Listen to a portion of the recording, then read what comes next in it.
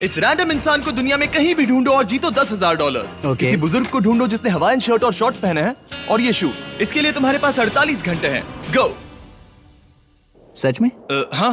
Okay, मैं जा रहा हूँ काबो, क्योंकि ये आदमी देखकर एक बीच टाइप आदमी लग रहा है। इस मिस्टर इमोजी गाय को ढूंढने के लिए मैं कुछ भी कर सकता हूँ। मेक्सिको पहुँचने के बाद मैंने एक बोट रेंट पर ली। मुझे कई लोग बोट पर दिखे, लेकिन उनमें से किसी ने भी हवाईयन शर्ट नहीं पहनी थी। वैसे दिखने वाले कई लोग मिले, लेकिन उनमें किसी ना किसी चीज की कमी थी। कई घंटे ढूंढने के बाद मुझे एक परफेक्ट मैच मिला, लेकिन अच्छा ठीक है, उन्होंने कहा वो कैमरे के सामने नहीं आना चाहते। नया प्लान, मैंने 10 हवाईयन शर्ट खरीद कर बाहर रखे हैं, देखते हैं कोई पहनता है या नहीं।